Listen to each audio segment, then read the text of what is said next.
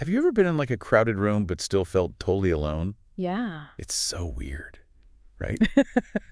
That's what we're going to dive into today, Okay. this whole loneliness thing. We've got some really interesting excerpts actually from a study, and I think our mission should be to like figure out why this feeling of loneliness is so common now, Yeah. especially when you consider how connected we all are through technology and stuff. We should also look at how it affects us and what we can do about it. Definitely. It's a super important conversation. And what might surprise you is that loneliness isn't just like a passing feeling. It's like Hmm. built into us biologically, and it can have a real impact on both our mental and physical health. You know, even before looking at this research, I was thinking about something that happened to me a while ago. I was at a party surrounded by people I knew, but I still felt this like pang of loneliness. Wow. It made me realize that being alone physically and feeling lonely aren't really the same thing at all. You're so right. Loneliness is subjective. It's not about how many people are around you, but about feeling like you don't have meaningful connections. Yeah, and this study says that feeling is really common. Like, it's wild. 60% of young adults in the UK and almost half of everyone in the US say they regularly feel lonely.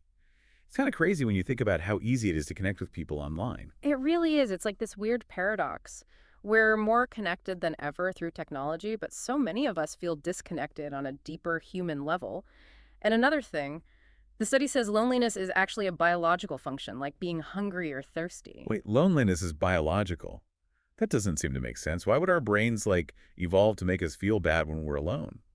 Wouldn't it make more sense to feel good about being by ourselves? Okay, so think about it from like an evolutionary perspective. Our ancestors really needed to be part of groups to survive.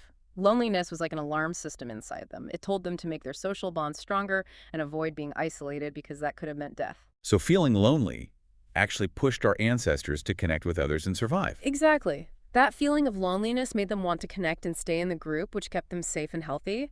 And it seems like that ancient mechanism is still with us today, even though the risks aren't as high. The study also talks about social pain, which is why rejection hurts so much, even if you're not physically hurt. Okay, I'm curious about that. Why does rejection cause such a strong emotional response? Well, the amazing thing is that social pain is processed in the brain, kind of like physical pain. Imagine touching a hot stove. Your brain's like, Oh. hey, this is dangerous. Don't do Yeah. that again. The same thing happens with social rejection. Mm-mm. Our brains see it as a threat to our social bonds, which, as we were talking about, were super important for survival throughout human history. So the people who felt rejection more strongly were more likely to change their behavior so they could stay in the group and ultimately survive. That's why we're so sensitive to social cues and rejection. It's like literally in our DNA to care what others think. Good. Exactly. And that brings us to something else that's important, how our social landscapes have changed over time.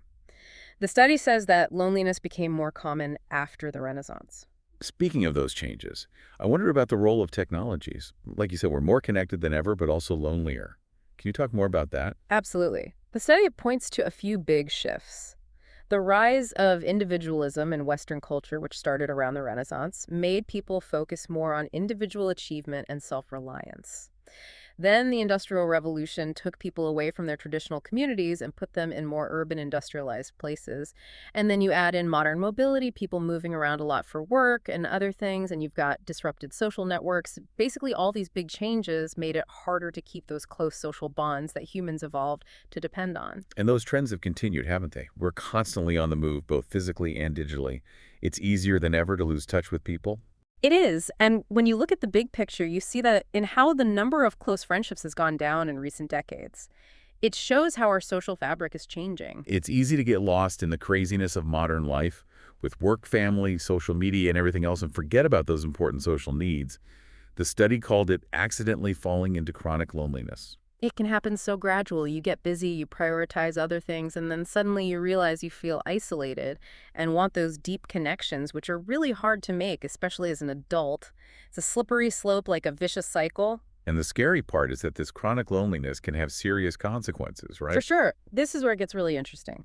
Chronic loneliness can actually make the brain be in a constant state of feeling threatened. Think of it this way. The neural pathways for threat detection become overactive. So even when we're not actually in danger, our brains are acting like we are. Yeah, Exactly. And this heightened threat perception can lead to misinterpreting social cues, seeing hostility where it doesn't exist, which just makes us act in ways that isolate us even more. It's like our brains get stuck in survival mode, even though threat is often just our own messed up perception of reality. Yeah, it's wild how just feeling lonely can mess with our brains and bodies. Hmm. So what happens when we're stuck in this chronic loneliness loop? Yeah, that's what I'm wondering. Well, as we go deeper into it, our brains start to focus more on the bad interactions. Like we become super aware of potential rejection. We even see it where it doesn't exist, even in like positive interactions. Yeah. And because our brains are on high alert, we're not as good at reading social cues, which just feeds the isolation. It's almost like we're afraid of rejection, so we end up pushing people away, which makes us even lonelier. Exactly. It's a self-fulfilling prophecy. Wow. And that's why understanding how loneliness works is so important. When we know how the cycle works, we can break free from it. So this is all super interesting, but kind of scary too. What can we do about this loneliness thing, both on a personal level and as a society? First things first, remember that loneliness is normal. Everyone feels it. There's nothing to be ashamed of. It's just important to not let it take over. The study has some great tips for breaking the cycle, and one of the best tools is self-examination. Self-examination. Hmm. Okay, so how do we actually do that with loneliness? Start by paying attention to what you're focusing on. Are you making negative interactions bigger than they are? Are you assuming the worst about people's intentions? We often project our own insecurities and fears onto others, which gives us a distorted view of reality. I can totally see that happening. It's easy to get stuck in a negative spiral thinking about those awkward moments or times you felt slighted. It's a trap we all fall into.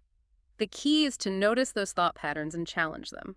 Ask yourself, is this person really trying to hurt me? Or am I reading into things? That's a great point. We jump to conclusions based on our own assumptions instead of trying to understand or see things from a different perspective. So besides self-reflection, what else can we do to get out of this loneliness cycle? The study really emphasizes changing your behavior. That's where we can take control. Instead of saying no to invitations or pushing people away, try to connect with people. I get what you're saying, but for someone who's really lonely, that can be terrifying. What advice would you give someone who's shy or doesn't know where to begin? It's all about baby steps. Start by finding things you genuinely enjoy. Join a club. Take a class volunteer. Get out there and interact with people who share your interests. Create opportunities to make real connections. I love that advice. It's so easy to isolate ourselves when we're lonely, but that just makes the problem worse. Sometimes you just have to force yourself to get out there, even if it feels awkward at first. Right. And here's a secret. Most people want connection just as much as you do. Don't be afraid to reach out, start a conversation, or suggest hanging out. You'll be surprised at how open people are. That's a great reminder. We often think everyone else has it figured out, but the truth is we're all dealing with these same feelings of loneliness and insecurity. Exactly. When we're vulnerable and reach out, we create chances for real connection. It's about building a world where we recognize and support our shared need to belong. This whole conversation has been a real eye-opener. Mm. It's amazing how something we often think of as a personal flaw, feeling lonely, is actually a biological drive and a reflection of how society has changed. It makes you realize that loneliness isn't a weakness. It's a sign that something needs to change. You nailed it. It's like recognizing hunger or thirst. They're signals that something's out of whack and needs attention. Yeah, We need to start thinking about loneliness the same way as a sign that we need to take care of our social needs, just like we take care of our bodies. it's a powerful way to reframe the issue. It gives us a sense of control. We're not just victims of this loneliness epidemic. We can actively do something about it, both individually and together. Absolutely. And this is where our responsibility as a society comes in. We need to create communities and systems that encourage connection and support, especially as technology continues to change how we interact. It reminds us that we're not meant to be alone. We need each other. And recognizing that basic need is the first step to building a more connected and compassionate world. So true. And it starts with each of us. When we acknowledge our own loneliness, challenge our negative assumptions, and actively seek connection, we can break the cycle and create a ripple effect of positive change. I love that. Uh, It's a reminder that even small acts of kindness and connection can make a big difference. for sure. Even something as simple as a smile, a genuine compliment, or just listening to someone can make their day and make them feel like they belong. This has been an amazing deep dive. We've learned that loneliness is biological, that modern life makes it worse, that it affects our brains, and most importantly, that it's something we can solve. It's been great exploring this with you. I hope everyone listening is feeling more hopeful and understands this complex issue better. As we've been talking, I've been thinking about how we often celebrate all our technological progress, but maybe we haven't thought enough about how it affects our basic human need for connection. That's a really important point. We've created this incredible world full of amazing innovations, but we can't forget that we're still wired for connection, for belonging. It's in our DNA. So where do we go from here? How do we close the gap between our amazing technology and our primal need to connect? It starts with awareness. When we understand that loneliness is a biological signal like hunger or thirst, we can start to see it and respond to it better, both in ourselves and in others. That's such a good analogy. It really helps to put things in perspective. Instead of ignoring or pushing down those feelings of loneliness, we need to listen to what they're telling us and take action. Yeah, it really is a new way to think about it.